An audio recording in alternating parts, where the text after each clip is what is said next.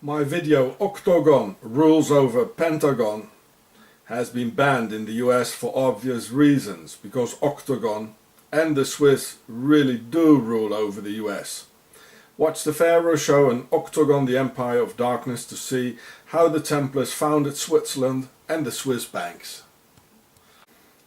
The Swiss never really integrate when they move to another country and when they expanded to the United States. They kept organizing in their Swiss Vereins and secret clubs. Okay, you might want to say, then what about the Chinese in the Chinatowns, or the Orthodox Jews in their self-chosen ghettos? Well, these people look obviously different in their funny clothes and costumes, and you can pick them out from a mile. Whereas the Swiss look just like the majority of the American population, and therefore find no difficulties at all in hiding and infiltrating and taking over. And if you look at their numbers in Wikipedia, you can see for yourself that there are more Swiss in America than there are Jews and Chinese altogether. And some of these Octagon Templar Swissies even made US president, as Herbert Hoover and Dwight D. Eisenhower.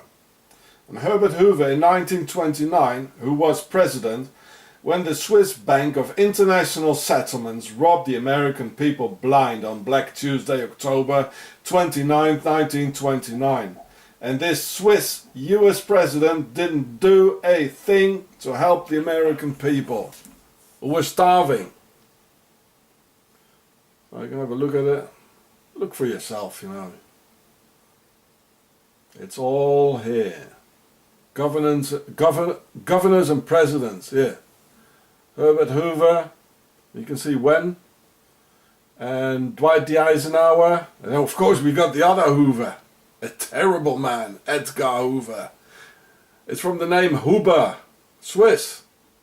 Their ancestors were named Huber, not Hoover. So there was Hoover, the president, yeah, Hoover, from the Swiss name Huber, and there is the other Hoover. Now there he is. There, J. Edgar Hoover. Also Swiss descent. They're all Swiss. They never integrated. They always kept faithful to the motherland, Octagon. Didn't give a damn about the American people. I mean, that's why J. Edgar Hoover killed John F. Kennedy, didn't he? John F. Kennedy wanted to do something about the Federal Reserve. I'll talk about that later. And the Swiss US President Herbert Hoover, Huber, had the American children starving during the Great Depression in order to prepare the Americans for war, while the US money was used to finance Hitler's war industry. See my film, The Swiss Templars Banks. And Mr. Hoover here even looks like the other Hoover, J. Edgar. You know, the Swiss always, they all look the same. So, yeah, so this one here is Herbert Hoover. You can all look it up in Wikipedia. So, there's some things about him here. So here you can read it all about Herbert Hoover in Wikipedia. Just punch it in Google. So, this is interesting. The family background. Well, let's have a look.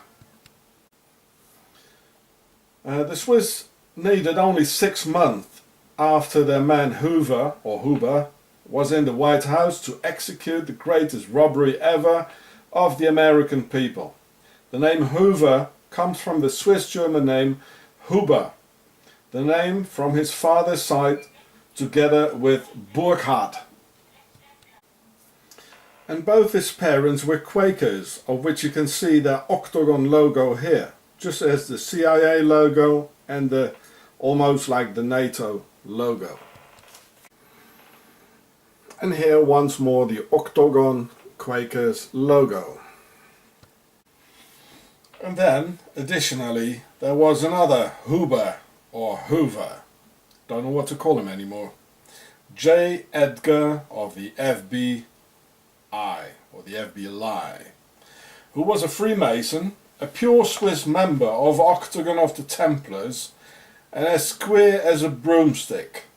That's why, when I was in the army, we used to call the FBI the faggot bunch of incest. And look how he looks like the other Hoover. This is the same family. You know, it's almost the same picture as Herbert Hoover, the guy who stole the American savings of the public on Black Tuesday in November 1929, with the Federal Reserve and the Swiss Bank of International Settlements. But look, it's the same face. It's family. I tell you, it's all. Well, anyway, the Swiss, they all look alike. They all look alike. Well, actually, there he is, the other one. I'm very bad with computers, you know. So maybe somebody else can draw a comparison and put the pictures together, a couple of pictures, so we can. So here's the other Hoover. Look, it's just the same breed. Same breed, same face, it's all in the family. Look, Herbert Hoover. Same. It's all the Swissies in power, believe me. And then here in Wikipedia, it's this chapter here, which is quite interesting. Early life and education. Well, let's have a look. Well, here it says he was Swiss German. I know Scheidlin, that's a Swiss name anyway. And Huber, of course. It says on the left, German Swiss descent. They're all Swissies. And there he is again, the Swiss Mr. Huber. And I mean, this is the typical way they are. The way this man behaved, so secretive, and with his hatred towards others, and using the police and using the hierarchy of the system. It's so typical Swiss.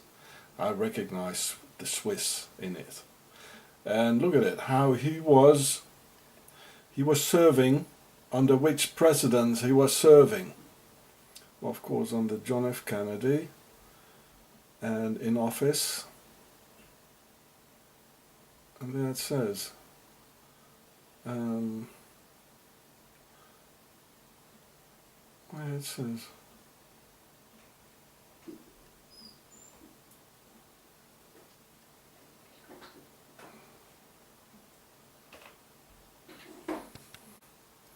I'm sorry, I couldn't find it, but here it says he served under Herbert Hoover, the other one. Mr. Huber and Mr. Huber. Well, what a nice couple, eh? Well, couple he was, yeah. He liked male couples, he did. You know, terrorizing us, normal, healthy people.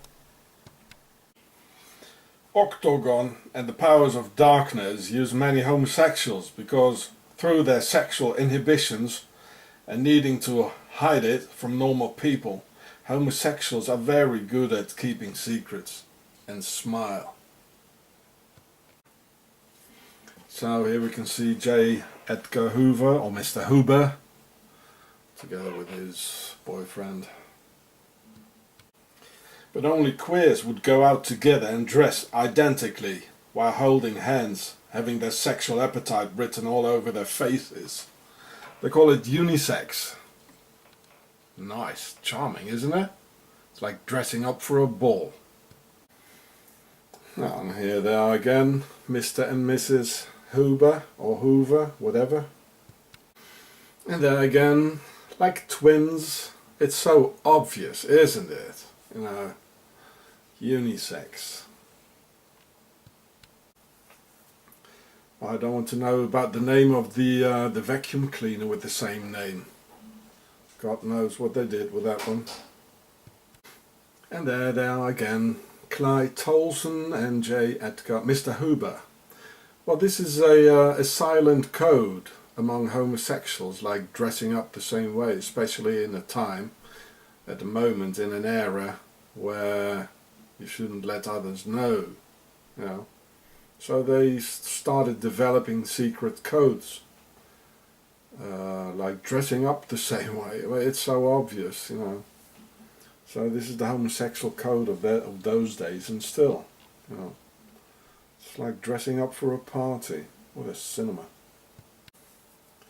You can probably look it up and dig it out, you know, in some of those gay communities websites or something, you know, like the dress code, you know.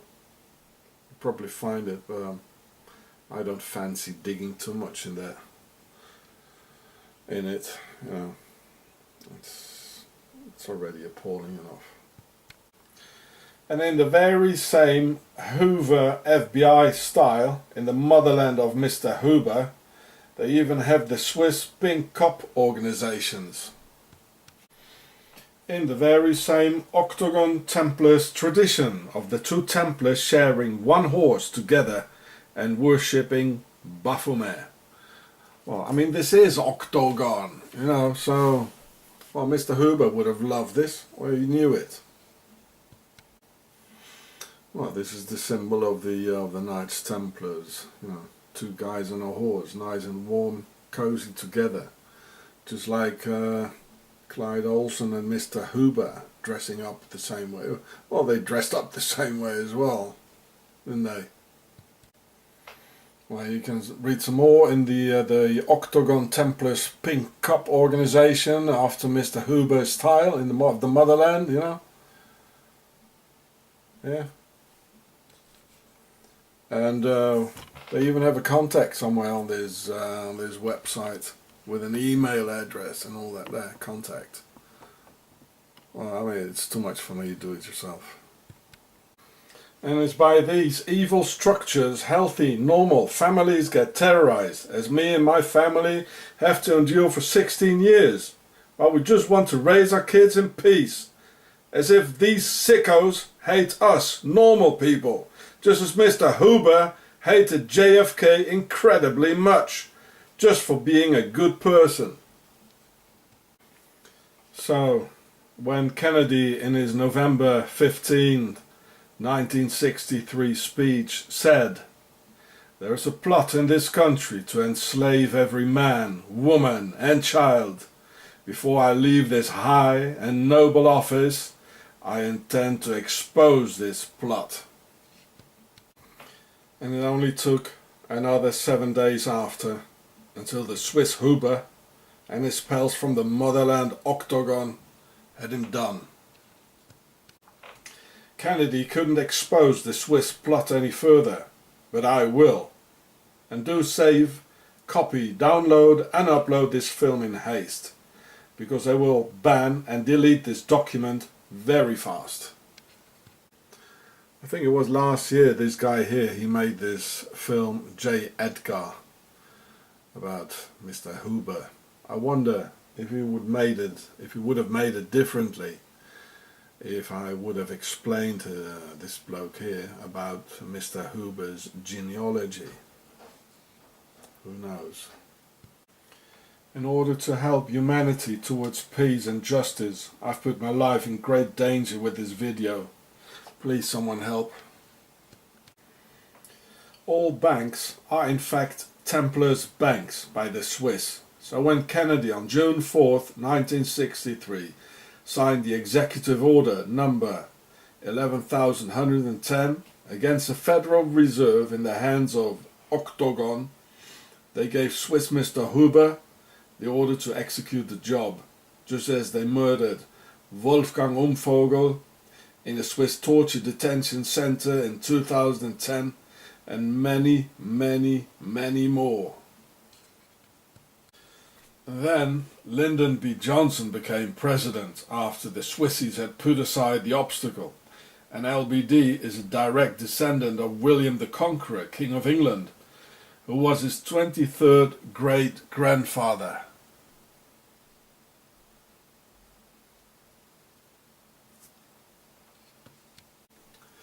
Yes, it's all fair aristocracy who rule. The old world order, and this is the new world order with their Freemason things. And the Templars are part of it as well, as I explained in the film Fair Aristocracy. You can all see how Mr. Huber, or Hoover, both of them, was just as secretive and ruthless as the Swiss are. Really nothing leaks out, and they keep tight by the Swiss laws of silence, of octagon. And because the Swiss and Mr. Huber are as precise as a Swiss watch, also Robert Kennedy had to be terminated, together with a few other Kennedys. I wonder if his wife Jacqueline had put on her pink dress and pink hat to please Mr. Huber on that very day on November the 22nd, 1963 in Dallas, when they killed the best president America has ever had. Only 2 presidents have acted against the Federal Reserve, and both of them hit the deck before their time, Kennedy and Abraham Lincoln. And now the only US president in the entire American history has dropped a couple of Swiss banks. Is he really trying, or is he just being pushed by some senators or something? It is highly suspicious though that he's on the Swiss list too. Oh, here he is. See my video about this. So this is the Swiss Americans list of Swiss Americans in Wikipedia. I already showed it to you. So here's the other Wikipedia website about the Swiss Americans. Let's have a look at the facts, where they went to and when it started. So right after the Middle Ages, which officially ended in 1500, so from 500 to 1500, that's the Middle Ages, the Swiss started to come to America in the 1500s. And the first Swiss to come was Theobald from von Erlach. The name von, it means it's the aristocracy. So he was a nobleman of the fair aristocracy, whose family name I filmed in the Templars castle of my video, The Pharaoh Show. And he told all his pals, just as the Swiss mercenaries did in Alsace, when they emptied the land of its inhabitants and killed them all and their children during the 30-year war, so the Swiss could settle down there. And they still speak a Swiss dialect in Alsace, France. Similarly, how they organized the murder of the Jews by their Templar Nazis. It was all Swiss made. So you can see where they went to. And let's have a look at some immigration statistics concerning the Swissies in the US. Before 1820, some 30,000 Swiss immigrated the US. Between 1860 and 1880, 50,000 Swissies. 1881, 1890, 82,000. Next 30 years, 90,000. After 1945, 25,700. Between 1961 and 1990, 29,100.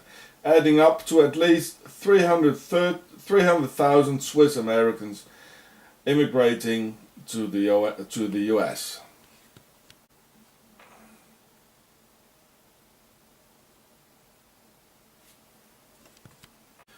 So considering California had 117,700 and Ohio had 86,147 Swiss Americans counting 2007.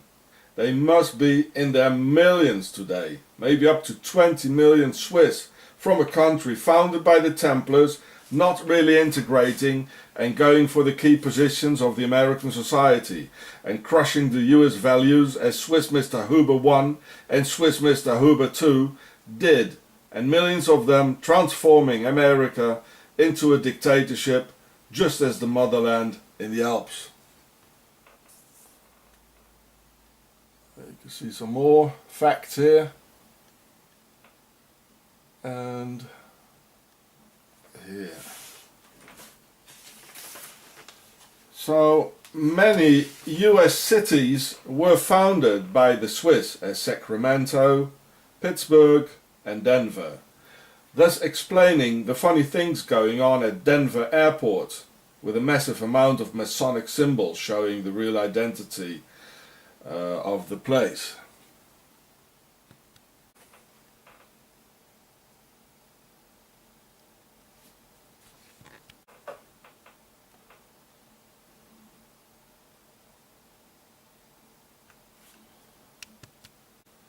So Denver Airport, here it says Zimmermann Metals, it's all Swiss.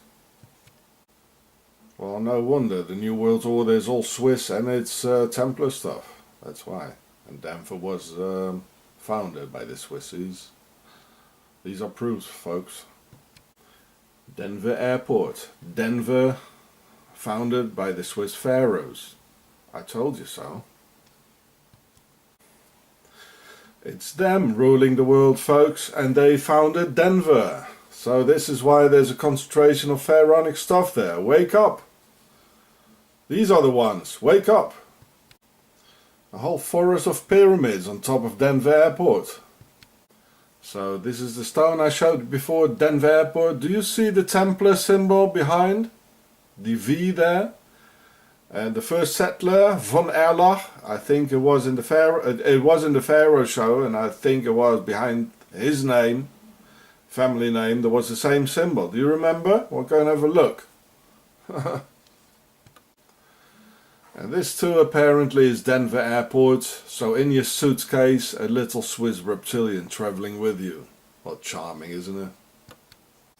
The Swiss, just as their J. Edgar Hoover, or Huber, are very secretive people, full of hatred towards the world and other people, who after Black Tuesday, World War II, are still robbing the American people through tax evasion with their ruthless, highly criminal Swiss Nazi Templar banks, getting trillions of dollars from all over the world through tax evasion today. So it's not bank robbers robbing the banks, it's the banks robbing the people. And they're Swiss. The banks are Templar banks, all banks. There are no Jewish banks, it's all Templar banks, it's Swiss. Wake up, people. Yeah, Dwight D. Eisenhower, President, Swissy. Dwight D. Eisenhower was also one of them, from the Swiss name Eisen, meaning iron, and Hauen, to hit. The Swiss name for a blacksmith or a smith. So this is the Swiss list again here. So it's the Swiss list. There it is. And there are many more. See my other videos about the financing of Adolf Hitler by the Swiss. I don't want to repeat it here.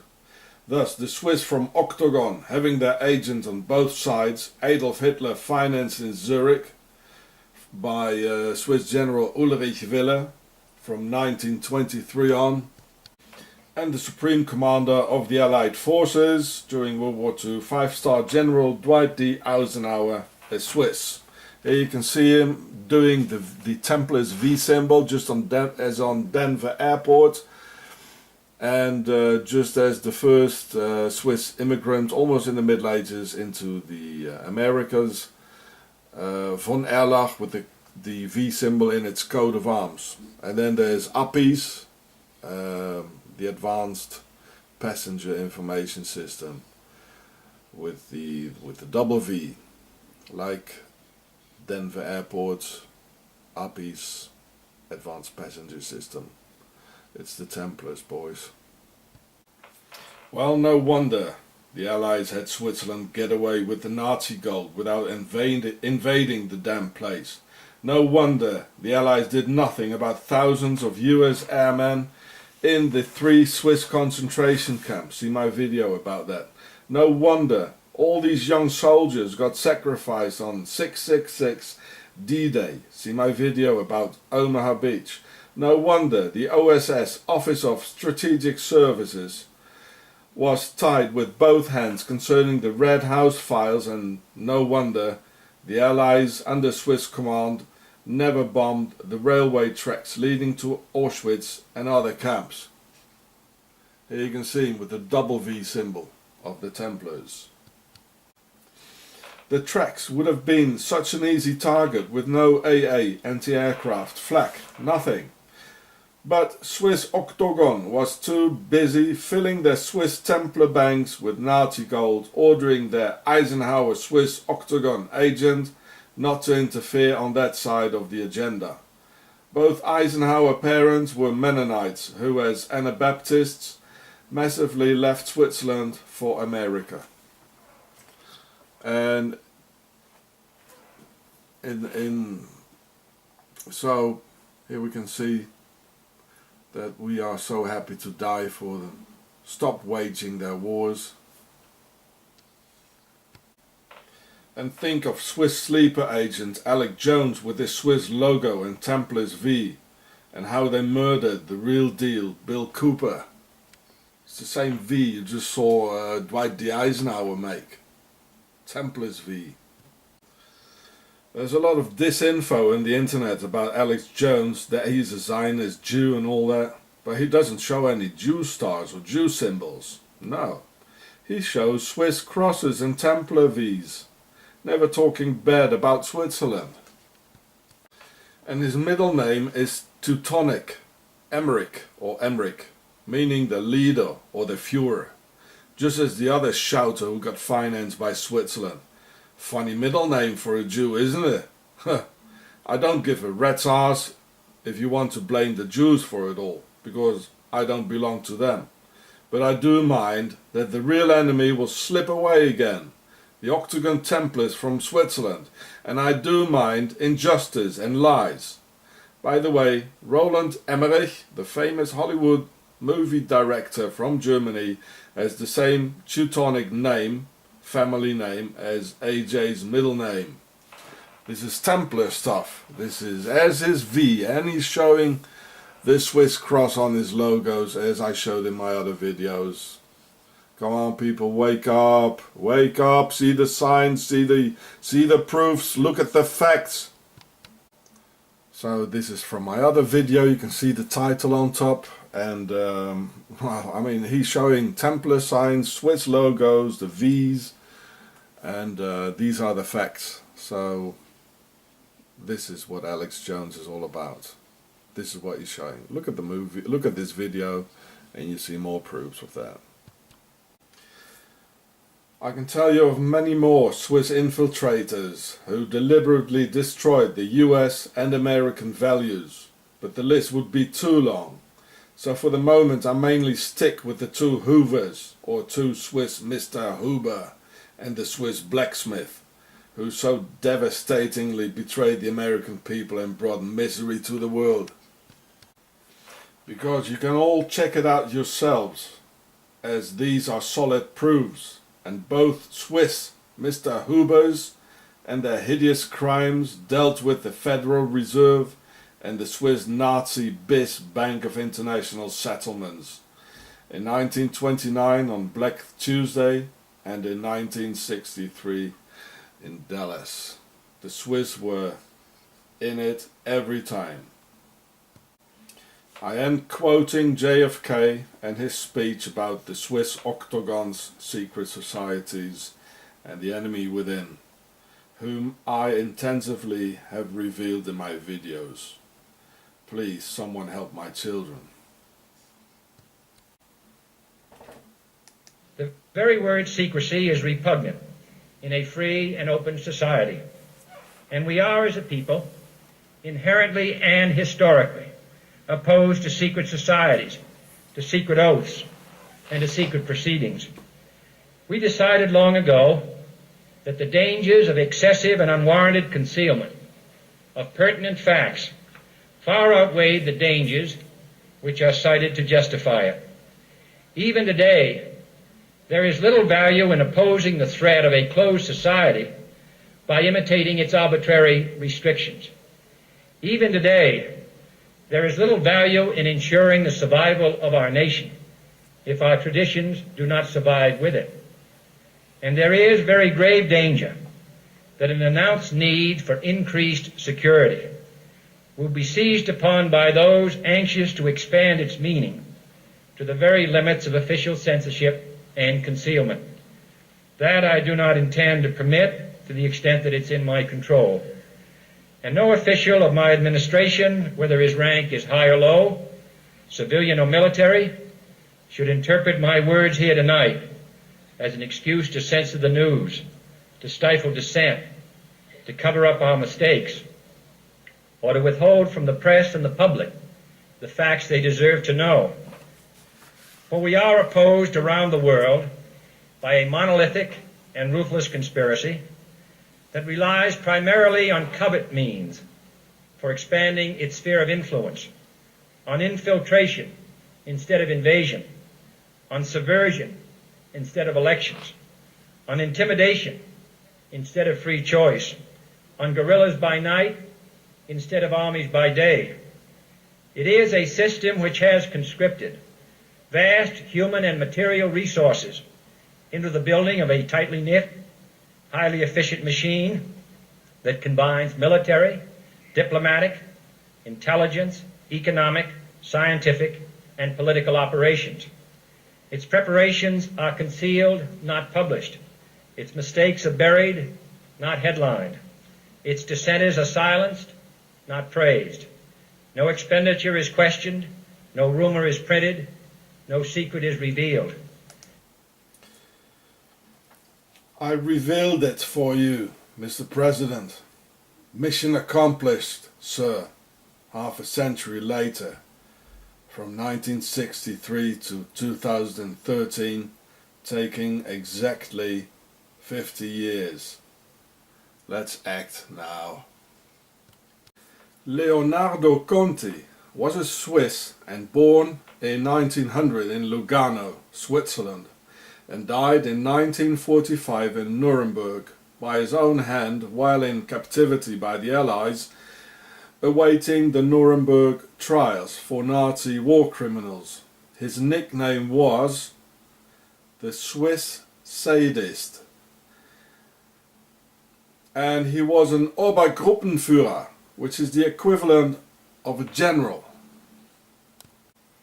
This Swissy was the Reichsheld leader, responsible for the murder and torture on hundreds of thousands of people, and maybe millions, and medical experiments on humans through the horrendous Nazi T4 program. The experiments by the Swiss sadists included cryogenics on living persons, thus putting alive humans into the freezer like a pack of fish sticks, and watch how they slowly die away. Forced sterilization on all sorts of, by the Nazis, defined subhumans like Russians, Jews, and most of all Gypsies, which his fellow sadist Swissies did on a large scale until 1996, almost the year 2000, practicing eugenics on a very large scale in Octagon, Switzerland, on perfectly healthy people. Well, there are better articles probably, but most of them are in German by the Gypsies themselves or other people. So this is, this is by Swiss Info. So this is not really, they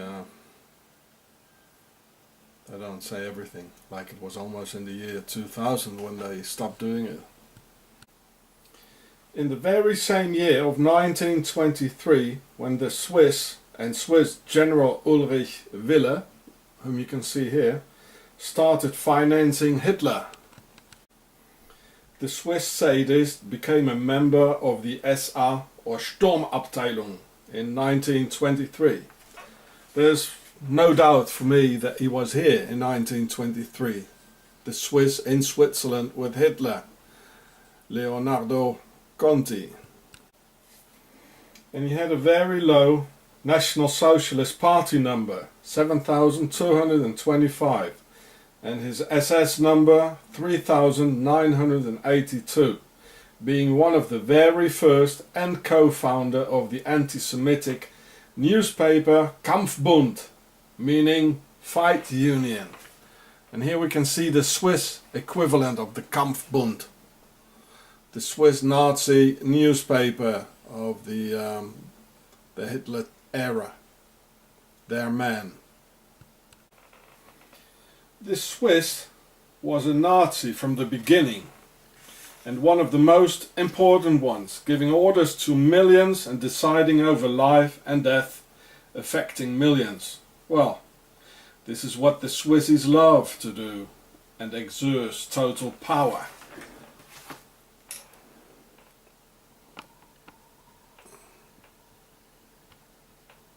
So it says SS Obergruppenführer, means he's a general.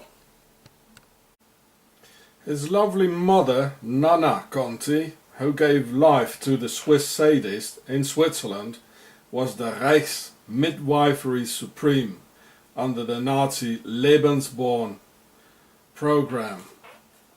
Well, it looks like the whole Second World War was a Swiss family business somehow, eh?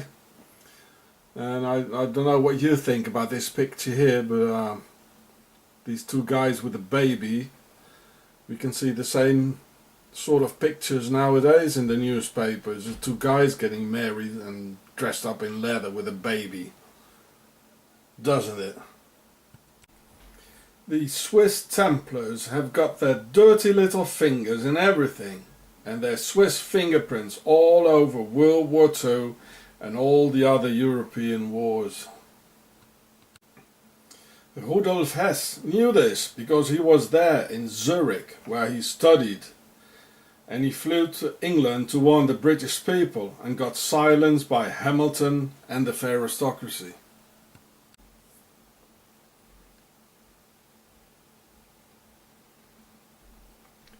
How do these Swiss manage to look so innocent? You hardly see them.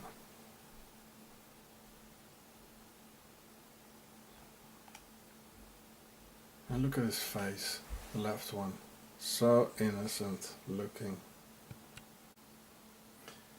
I wonder how it's possible that these Swissies always look so innocent. How do they do it? Octagon of the Templars is the base of all evil, hiding in the Alps with its caves, snow, lakes and mountains. I'm doing this vid just 2 days before the show trial of the Swiss Nazi Justice Department of Bern under murder threats of the Swiss police,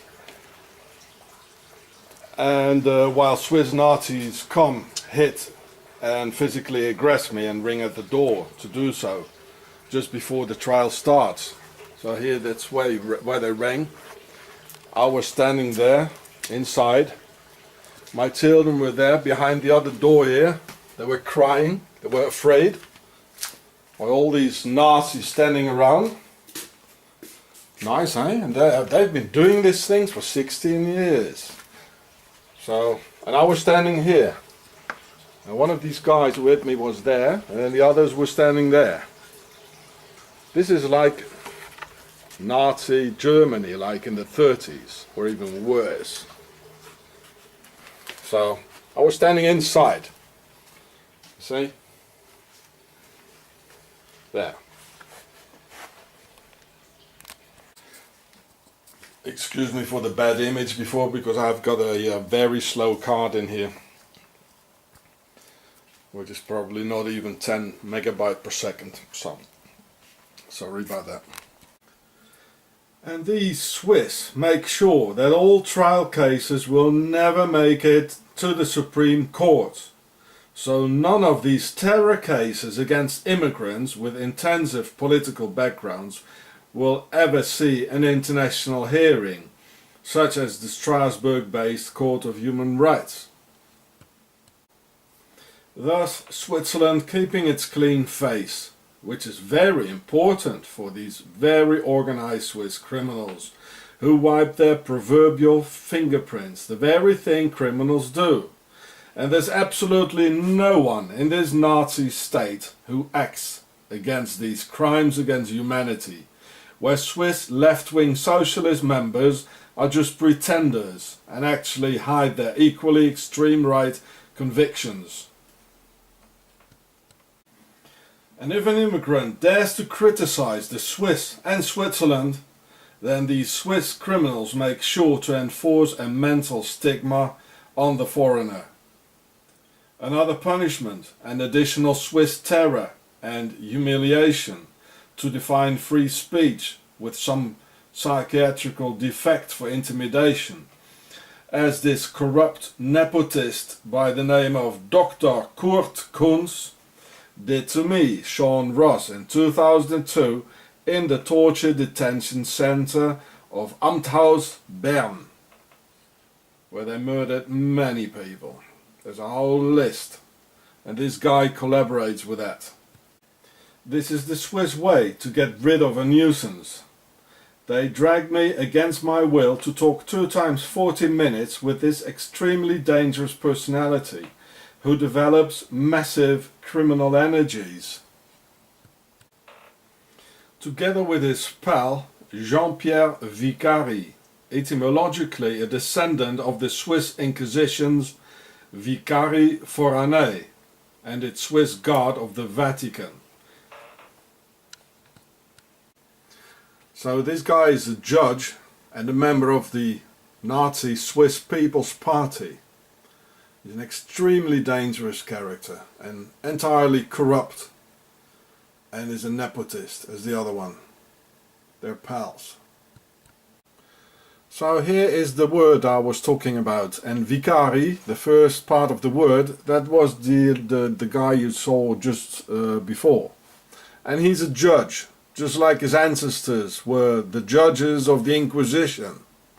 And they still do it today. And this was a Swiss invention from the first place, you know. It was Heinrich Kramer, Inquisitores, and Jacobus Sprenger, Inquisitores, who wrote the book The Witch's Hammer, the Malleus Maleficarum. And well, I got confronted with these evil guys here. So you can read it about the Inquisition. So this is really the center of evil here. It was a Swiss idea, and they're still around and still doing the same thing. So this guy, his name was Jean-Pierre Vicari, and he's a pal with the other criminal, Kunz. And I'm going to show you how this Kunz is related with the story of Mr. Hitler and another Kunz who was Hitler's dentist. Coming up. So this is Swiss nepotism and corruption. Here you can see this is Kurt Kunz, and he's related to a former SS doctor who also treated Hitler and and killed the children of the 6 children of the Goebbels family. There it is, in 2002. So he made this, and there was an order of his pals. I mean, this is corruption, you know. This guy, he's doing standard. He's using standard letters, psychiatrical analyzers, and then he just changed the names, you know, and the places. Like, this is how they do it. This is corruption. So they did this in 2002 in the torture detention center Amthaus in Bern, the capital of this evil country in the base of Octagon. And they have a whole list of immigrants who had been murdered there. Real many. And this guy, he's part of that system here, killing people and terror. So this is in German about me. It says I'm crazy. Well, if you criticize Octagon, the base of evil, and the Swiss state, and about what they're doing, then you're crazy. It says I'm paranoid. You know, like paranoid means somebody is sick and sees things that aren't. So they want me And I have been living with this, you know, on my back like for, what is it, 12 years. Yeah, since 2002, 11 years. This is sheer terror. So not only the content of this letter is standard, which he uses again and again, he probably used the same thing like hundreds of times. I mean, this is not me. And they forced me to speak with this guy. In my life, I never ever had any reason to see a psychiatrist, you know. No way. So they forced me. He spoke with me like 2 times 40 minutes, that's all. And then he wrote all this. Well, this is how they do it. And if you dare as a foreigner to criticize Switzerland, well, then you're crazy. And as you know, I criticize Switzerland. I dig in the history. I wrote articles in international newspapers in Austria and Germany and France and here in Switzerland. I do this thing on YouTube. And if you do this, if you dare to do this, the center of power of the world, where all the Freemasons are being commanded, you know, get the orders through the Templars of Switzerland, well, then you get real problems. Then you're crazy. And they did this with a lot of foreigners, immigrants. There's a lot of immigrants telling me and contacting me, phoning me here in Switzerland. And they say, well, to me they did the same thing. And I can't see my children anymore. Exactly the same thing.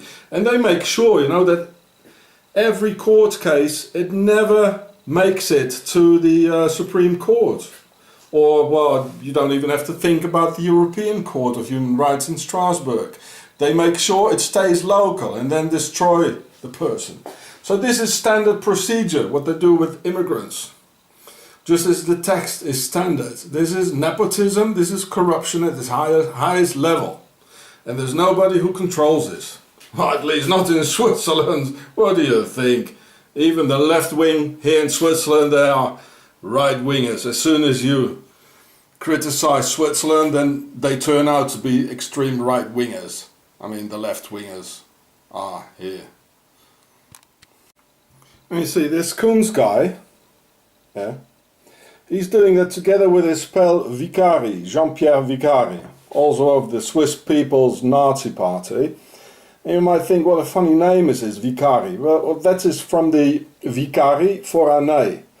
They were the judges of the Inquisition. Wow, nice, isn't it? Charming.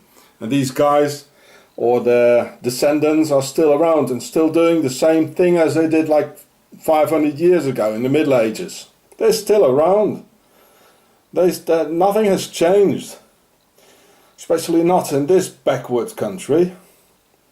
Yeah, Koens. And this guy is related to a Helmut Koens, the SS, who was the dentist of Hitler and killed the children of the Goebbels children. Well, nice personalities, eh? Well, this is the base of evil, folks. This is Switzerland. It's all nepotism, corruption.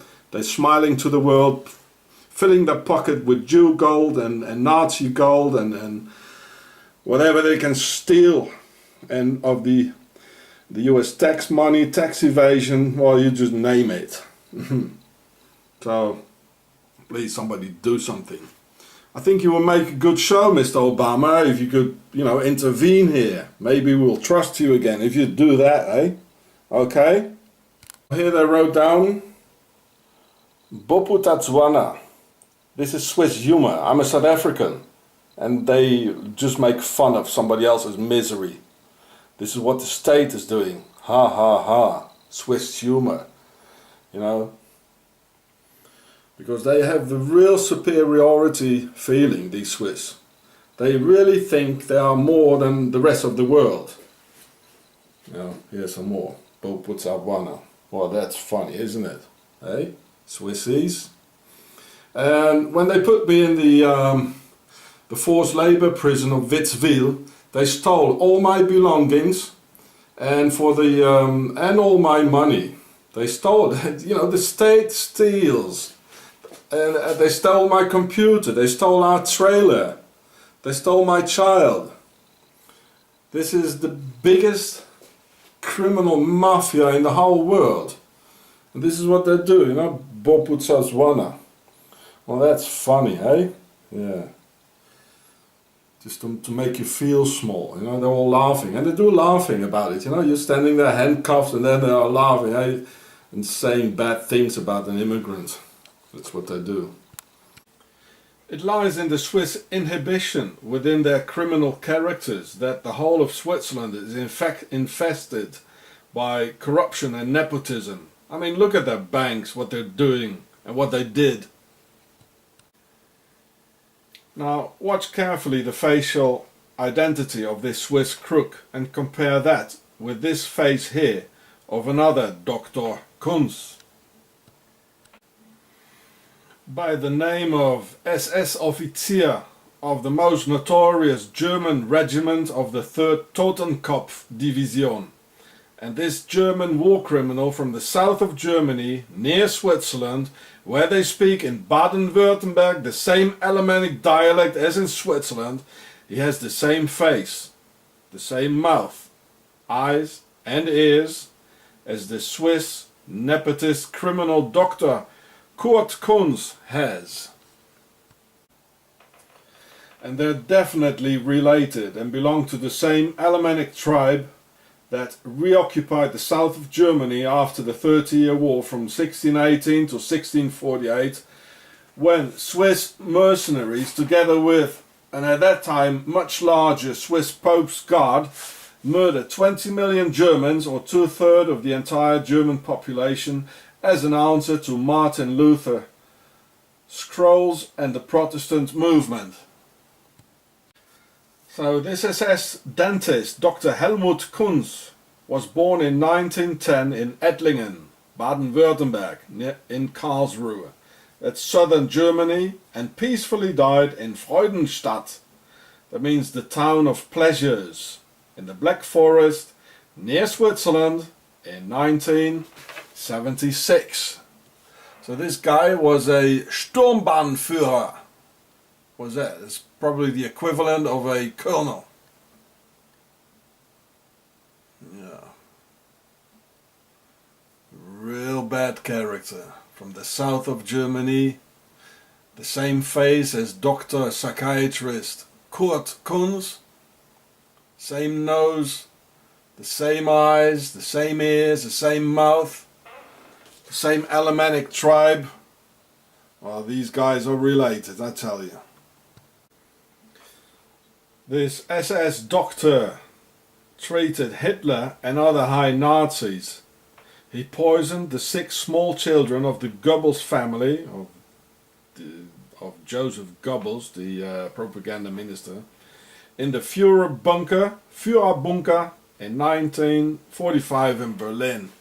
So here we can see the autopsy of Helga Goebbels.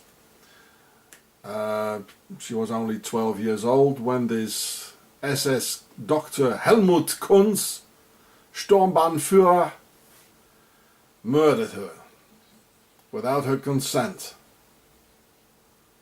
And this guy looks perfectly well like the other Kunz fella in Switzerland, the one I got confronted with in the Swiss torture detention center in 2002. Charming, isn't it? And as an SS dentist, Sturmbahnführer Helmut Kunz of the SS probably knew more about the Nazi gold taken from the teeth of concentration camp prisoners, which all went to the Nazi motherland of Switzerland, thus making their way back to Switzerland concerning the other Kunz fella, the one I got confronted with in that torture detention center in Bern in 2002. And I'll tell the world what you did, Swissies. You're not getting away with that easily, with this crime, Swissies. Do you hear me? Do you copy? I call this video Stop Gear, where bank safes are bigger than parking spaces for cars. That's the Octagon thing. Look what I wanted to tell you here. The Swiss are saving on about everything. You know, look at that. How are you going to get out from here? You know, look at that. They got big banks and banking safes. What are you looking at? Big banking safes. And they got small parking places. Well, if you've got a V8 like a US V8, you're never gonna put it here, you know. They're like saving on everything. Strange people here. We got big banking safes with Hitler gold and all things, you know, and very small parking places. You know. You're never gonna get out from here, you know. Jesus.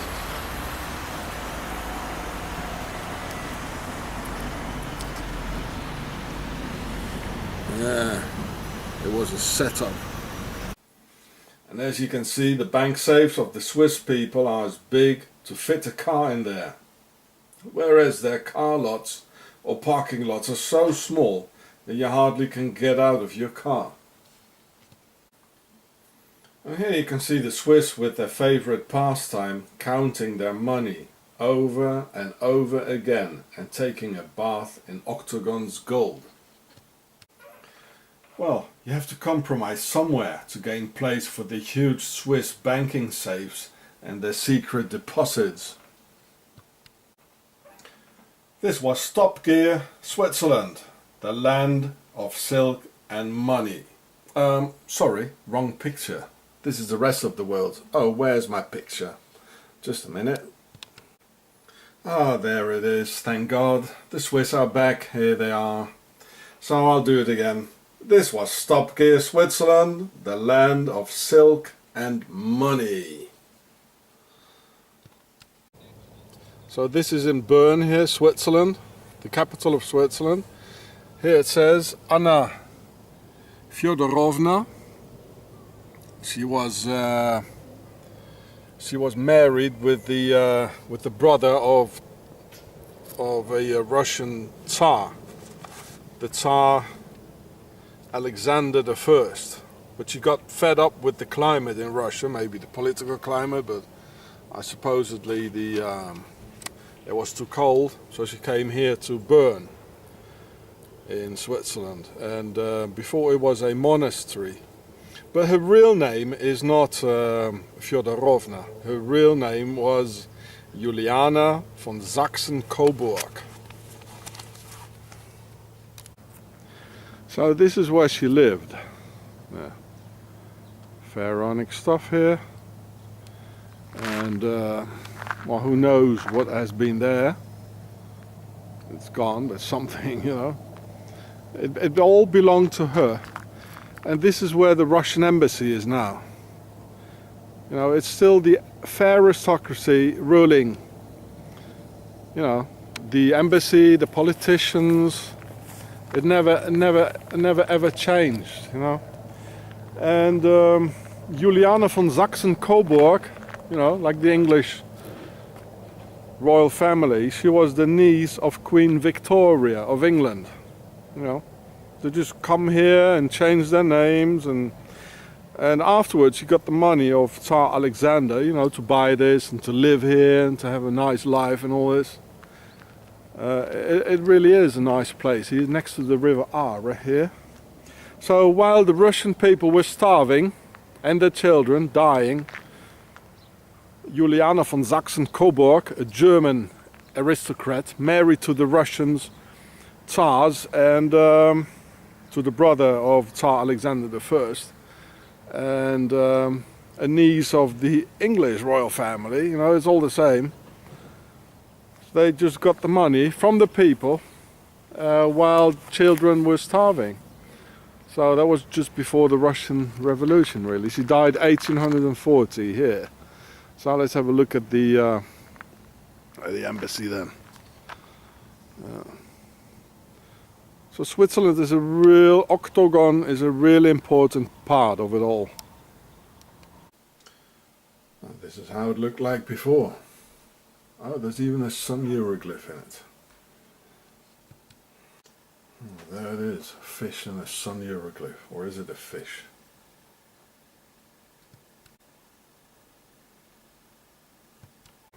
So here again the lion.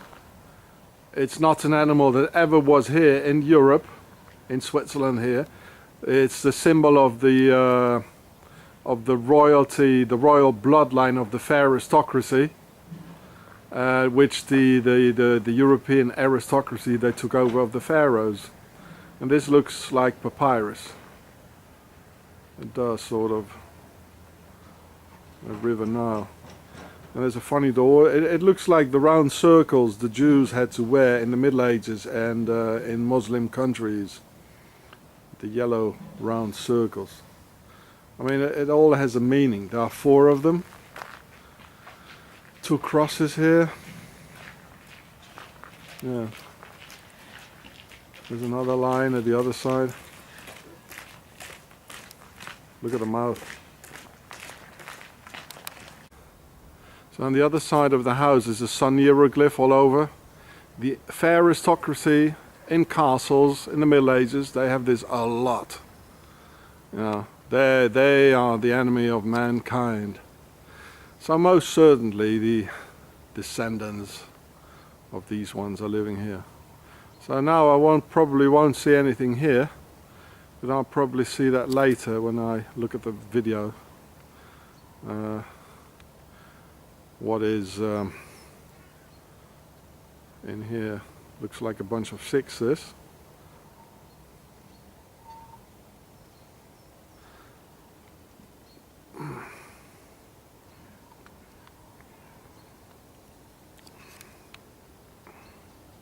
Now what's that?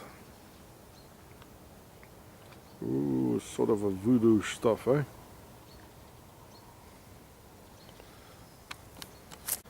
Look, there's some pharaonic voodoo here. It's a sort of a reptilian coming out of her stomach here, from the back. I don't know what that is. Look at it. It's like on the 50 francs, franc bill, the money bill of the Swiss. Look at it. Here's some Swiss voodoo.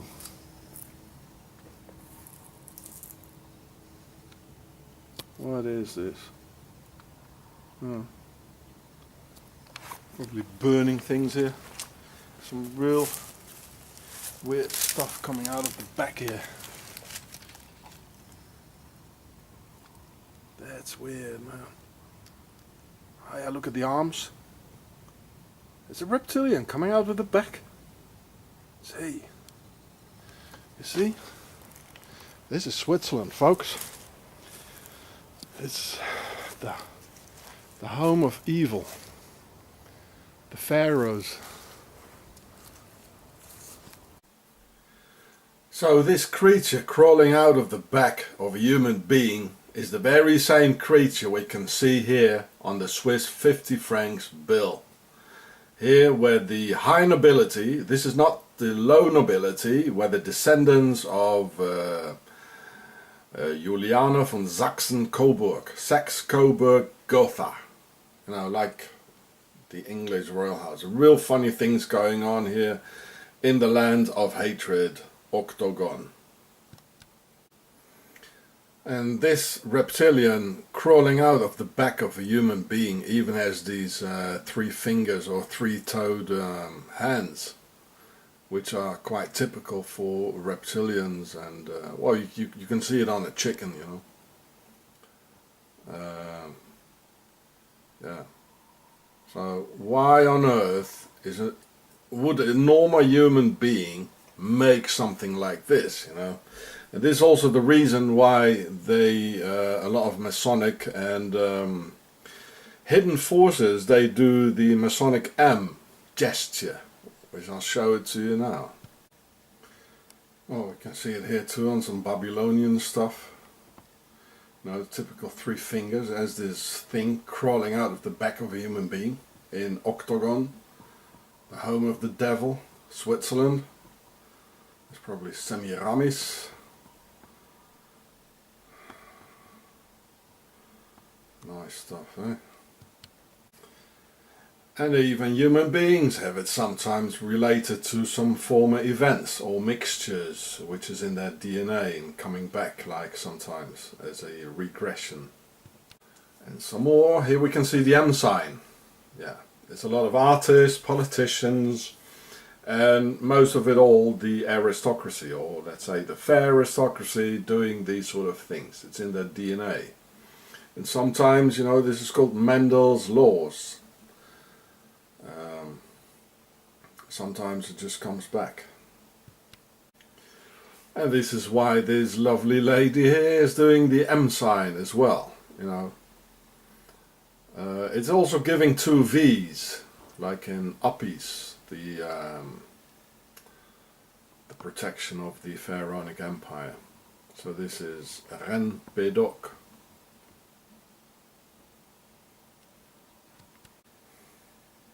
And in France, La Reine Pédoc, she really had 1 or 2 feet like this.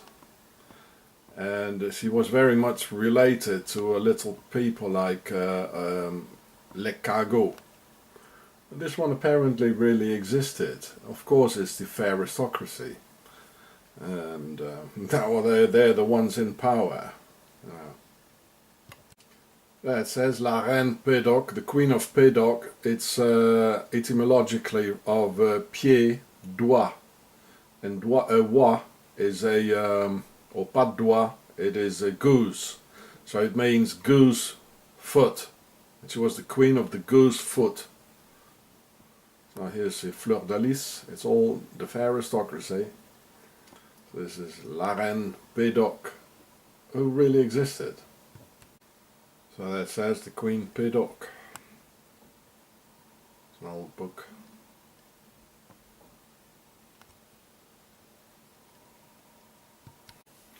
And the Queen of Pédoc, the queen with the goose foot, she was very much related with a very special tribe of people. There were over 1 million in France. It's called Les Cagots. And you can see they have the leopard sign of the goose foot or the reptilian foot on their chests. This is a very old drawing from France. I already showed you this. Even one of Napoleon's generals, he was a Cagot. And well, there are even some pictures of them made in the 50s. And so this is why this 3-finger reptilian, it has 3 fingers crawling out of the back. Here you can see it, 3 fingers.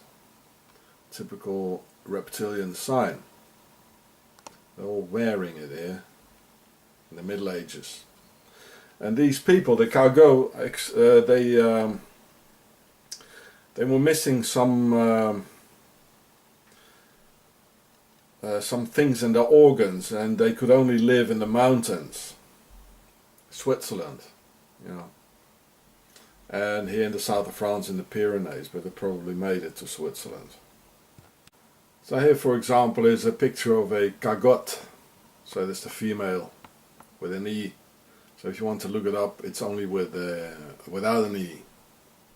Yeah, there were millions of them. Now they're probably mixed and went to Switzerland.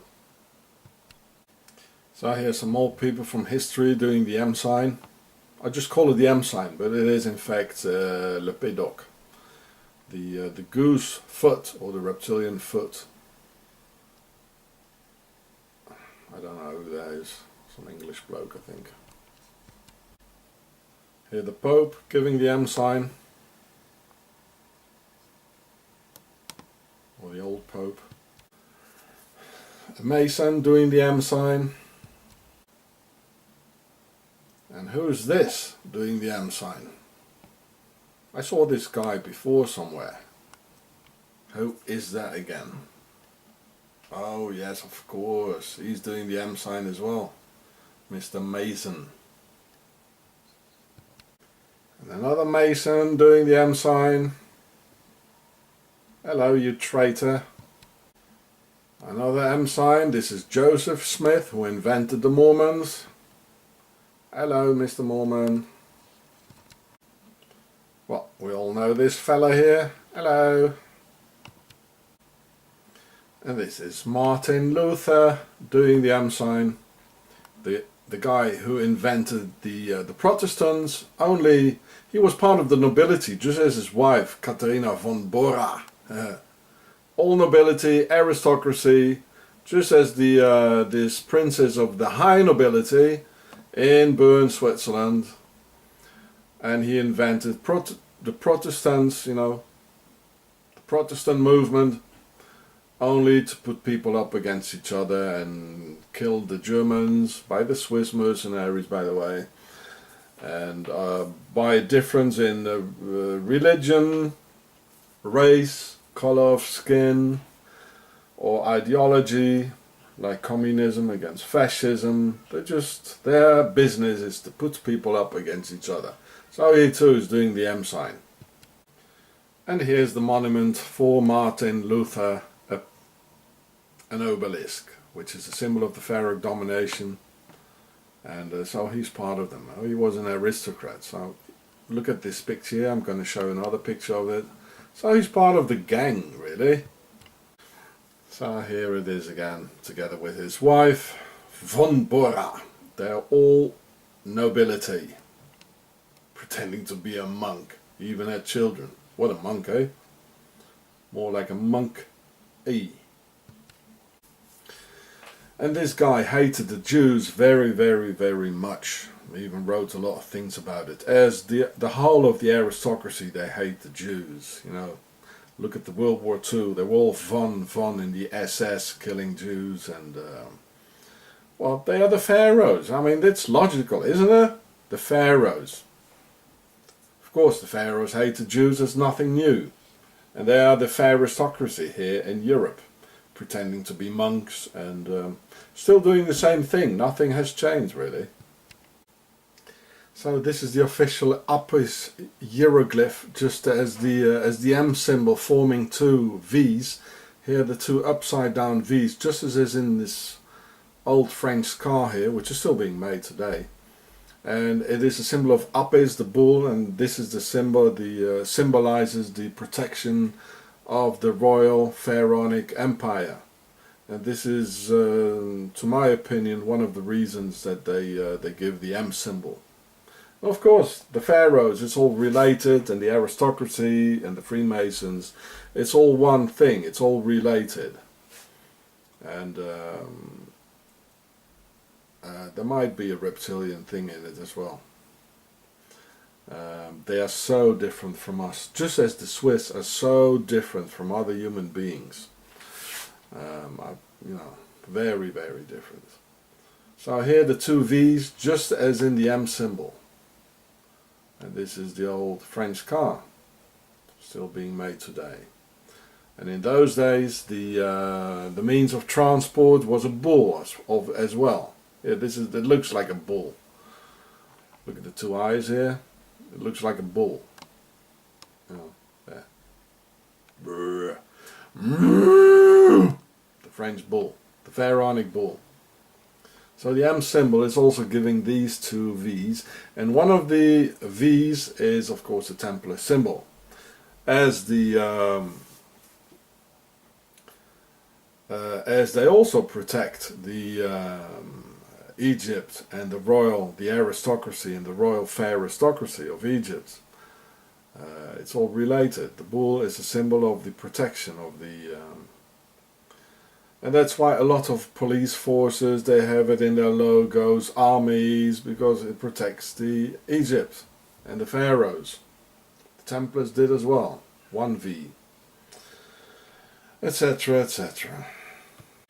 So here we can see a painting of Anna Fyodorovna, as in feudal, Fyodorovna, you see, of Russia.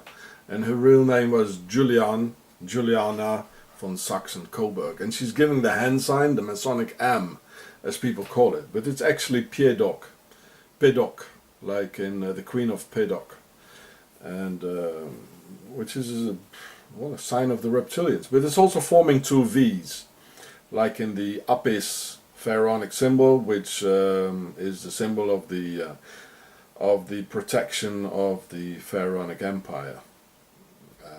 Which is the two V's on top of each other. So it says Anna Fyodorovna there, living in Switzerland. Now there's the Grail. Means our blood is here, our descendants are here. Some more reptilians on it, or what is it? And this is the house of Anna Fyodorovna, which was not her name. Her name was Juliana von Sachsen-Coburg, a niece of Queen Victoria. And we all saw the reptilian coming out of the back, didn't we?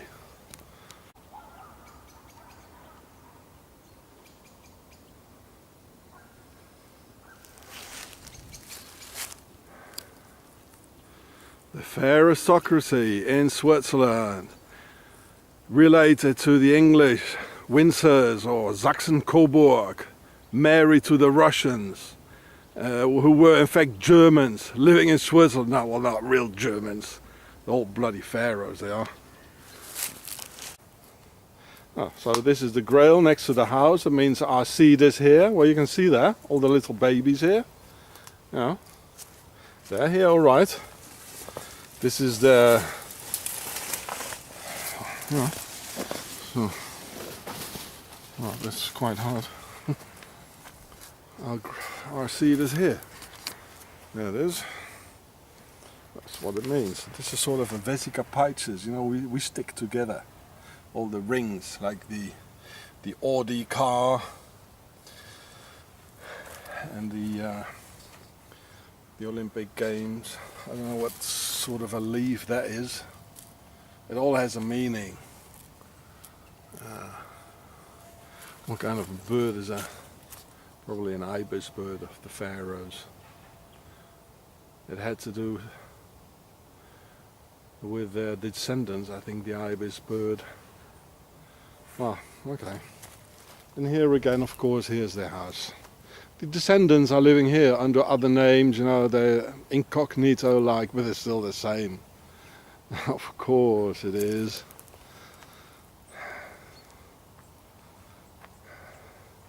It's a very special hill. I've been doing some evil things, I can sense it. So, and this here is Octagon, of course, octagonal. The sign of the Templars. That's all here. Everything is next to the building. Just look around, it is the aristocracy. They're the ones who are doing it all to us. And we are their slaves.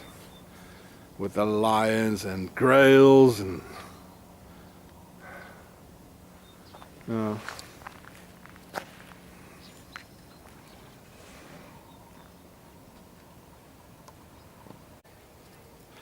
So this is the Russian embassy, and Marco, that was the Swiss guy, one of those Greenpeace fellows, who was acting like for Greenpeace, sort of, for the New World Order against Russia. So this is all the Russian embassy.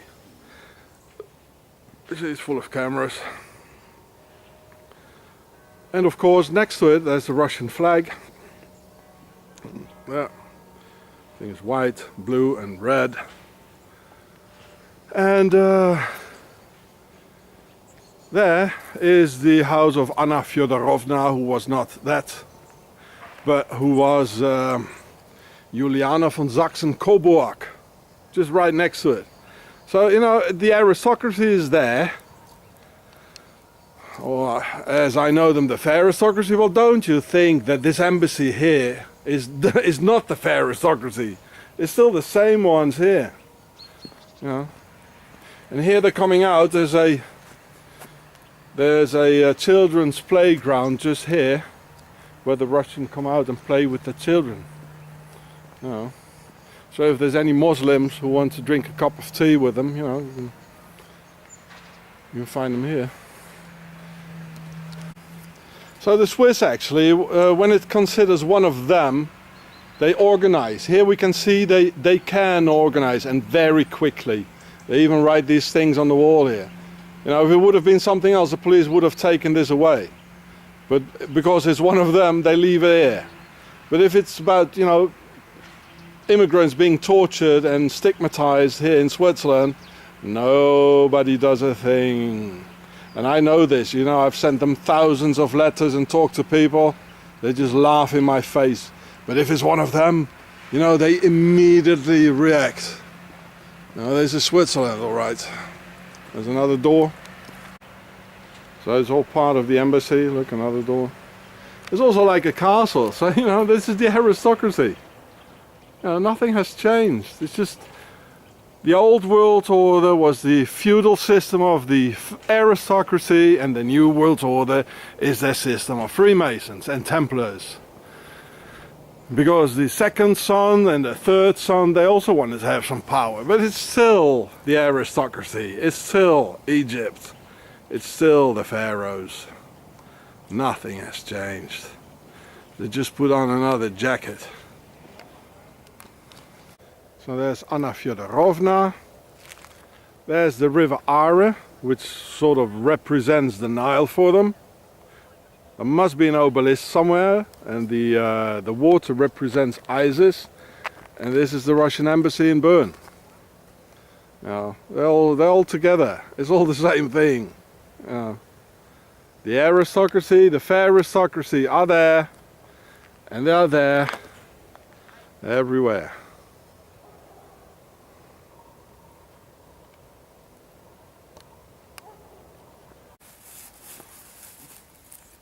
So there's the mansion, family of the British royal family, and here's the river Are.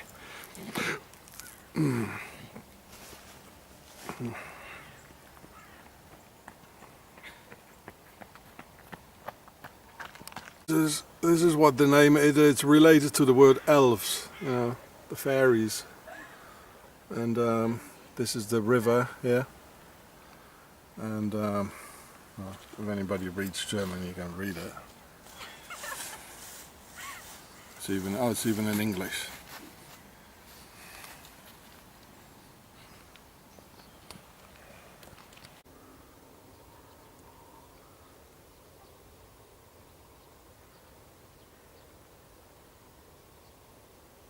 Mistletoe, a holy plant for the Celts, next to the fair aristocracy.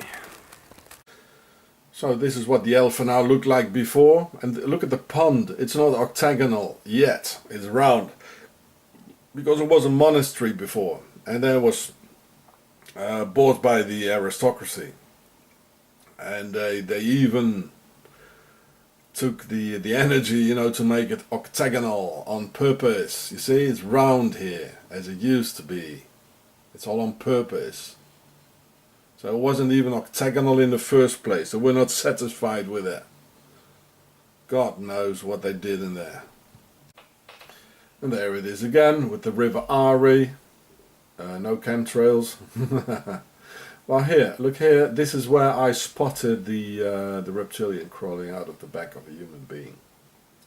It's still it's their descendants of the high nobility. And why the nobility? Why do they, make a picture of a statue on like an altar of a human being, with a reptilian crawling out of his back, with the M sign and all that? Well, why did they get this idea? You think it's a coincidence? Well, and there it is again. The house, the mansion of Anna Fyodorovna is on the left hand side, and well, the fair aristocracy always chooses the best places for themselves, isn't it? Little paradise in Octagon. So here's the coat of arms of the Saxe-Coburg dynasty, who just had their mansion or palace next to the Russian embassy. Here we can see the Apis hieroglyph. You have to look at the two white ones, of course, and one of them is a symbol of the Templars. And the fair aristocracy is, in fact, they are more like Muslims with their prearranged marriages and all that. It's all Middle Eastern stuff here with their lions, an animal that never was in Europe. They're not European at all. Europeans don't do prearranged marriages, do they now? It's all pharaonic, it's not from here. They're more like Muslims than Europeans. They're not from here. And now they're sitting in the Freemasonry lodges and the politicians. It's still the same fair aristocracy. So this is her in Wikipedia. So this is not the lower nobility. This is not just a. This is the high nobility. You know, related with the Tsars, the Windsors, which are actually the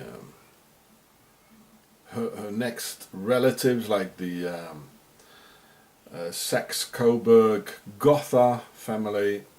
It's all pharaonic, and yeah, she did the Pedok, the M sign, and her descendants are having a little altar with a reptilian coming out of the back of a human being, the same one they have on the Swiss francs. Well, charming, isn't it? Charming country, charming people.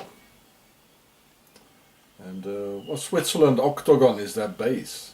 It always has been. So this woman, she probably couldn't even speak Russian, because she was German. Well, of course she went to Switzerland where they speak German.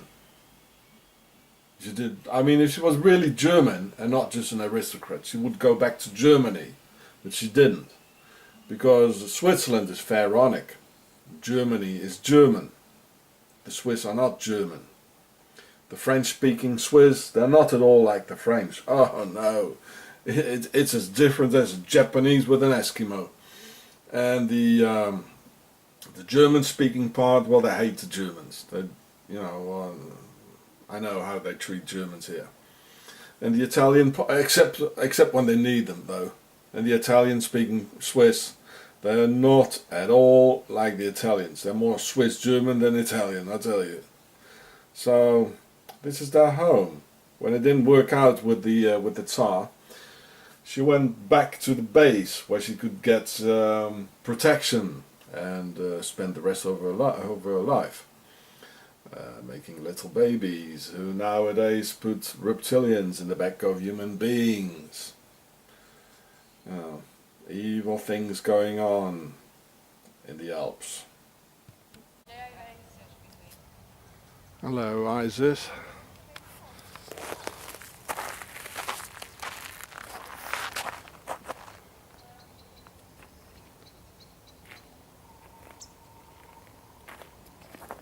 Look, it's Friday evening.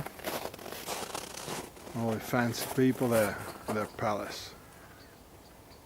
Probably a Freemason gathering. Let's have a closer look, shall we? You want to? Shall I do that? Okay. Probably some upper class, fair aristocracy with that reptilian thing we just saw, the reptilian coming out of the back of a human being. You know, the upper class here. They all have these gatherings, especially like Friday evening, you know, Saturday. Yes, Isis here.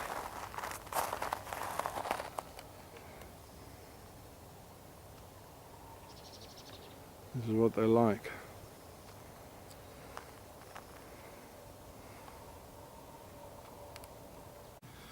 Oh, this is little Horus. There's Isis watching him. Yeah. With a pharaonic cloth. No women here would wear that, you know. And he's even sitting on the octagon. Look at it.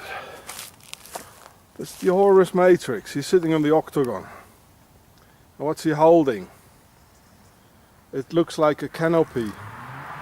The canopy is a vase where the pharaohs, they put their souls in. So that means we kill the man and, you know, we kill their soul. That's the Horus Matrix. Yeah. That's why we have all the wars. I mean, well, you don't have to guess twice what these people are there. We saw the reptilian before. And the Swiss are so cold. You know, having statues with reptilians coming out of the back. Oh boy. So unfortunately it's getting dark, so you won't be able to see it clearly, but I tell you, she's standing on a step pyramid. It's a pyramid, with several steps. I forgot the name of that. Look, you see, it's going on several levels. Oh, it's hard to see that. I thought she was standing on an oval socket. Well, there she is again, where her descendants are having a little altar, you know, with a reptilian crawling out of the back, and with the M sign on the fingers, and the world domination.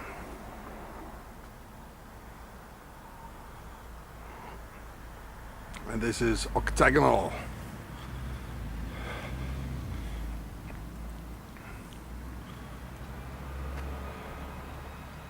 Some more octagonal stuff. It's part of the castle there. The descendants. The castle is just behind here. The descendants of Anna Fyodorovna or Juliane von Sachsen-Coburg. Well, we know what Sachsen-Coburg represents, don't we? Hey, we know these people. They're everywhere.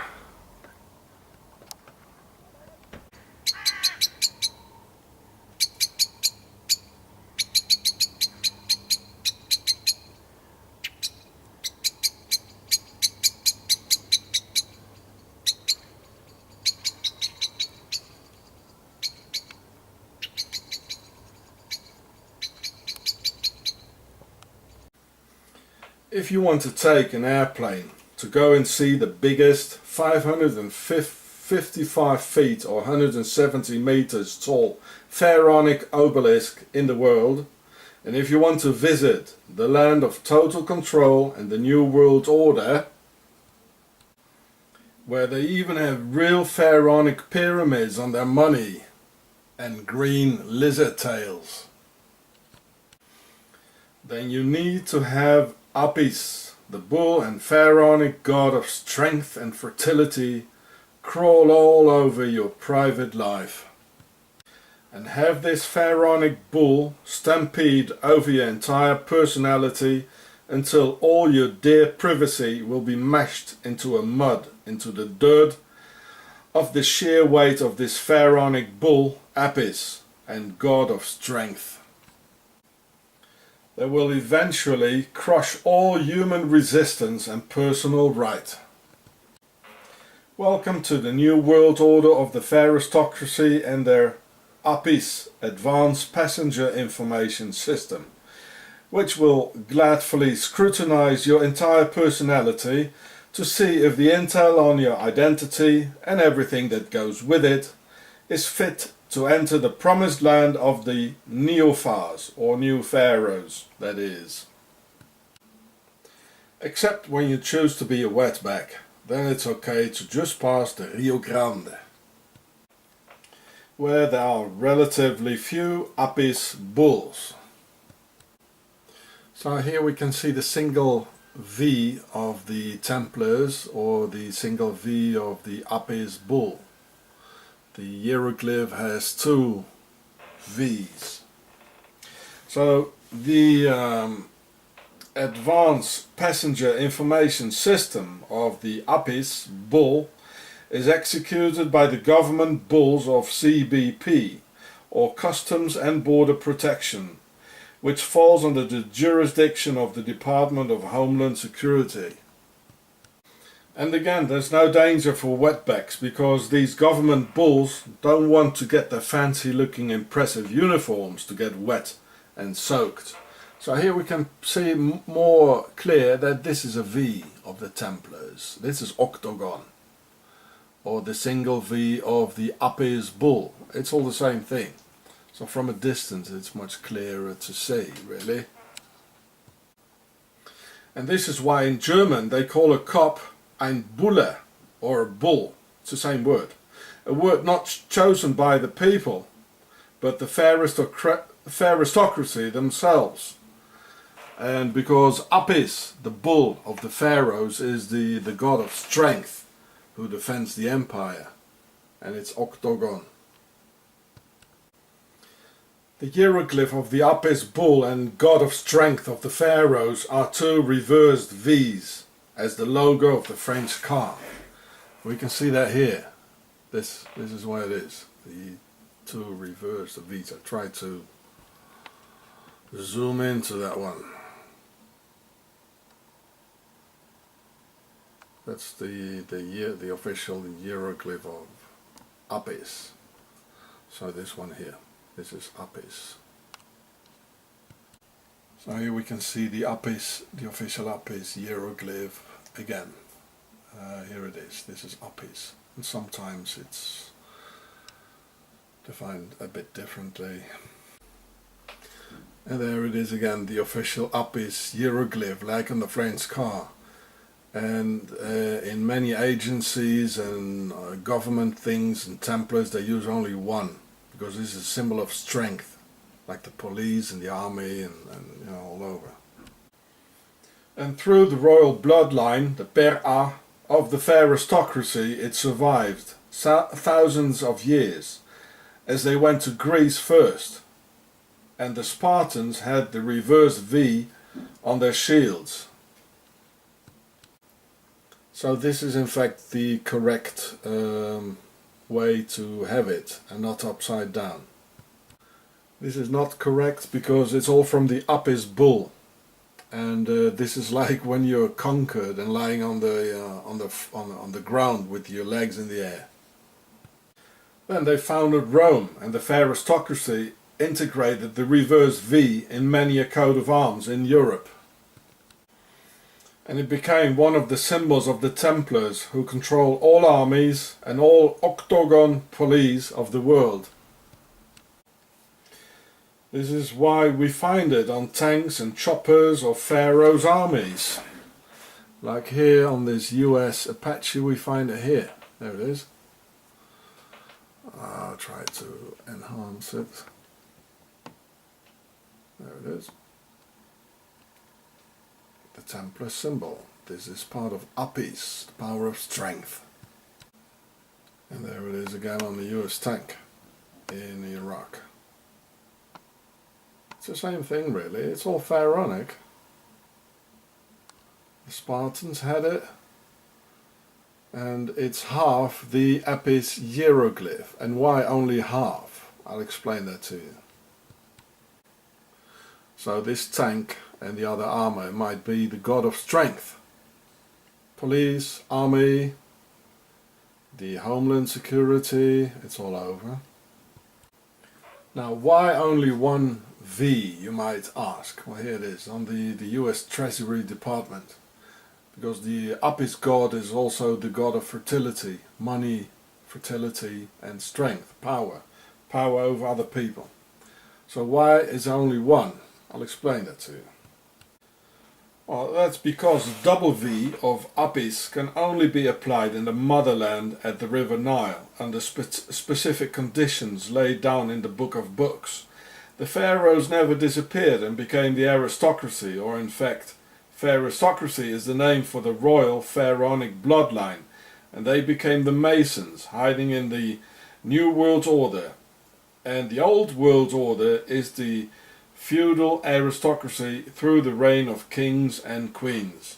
So only when the mission is really accomplished then the double V can be shown. And so Advanced Passenger Information System Apis, the pharaonic bull god of strength, was chosen because Pharaoh rules under the Prince of Darkness, Seth or Sethon, also called Saton or Satan. So Apis, the bull god, is a symbol of the pharaonic strength and power of the empire, which the 9/11 scam brought forth into full deployment, and another disguised sign for the worldwide aristocracy to increase Pharaoh's grip on the human race. The message has been given out.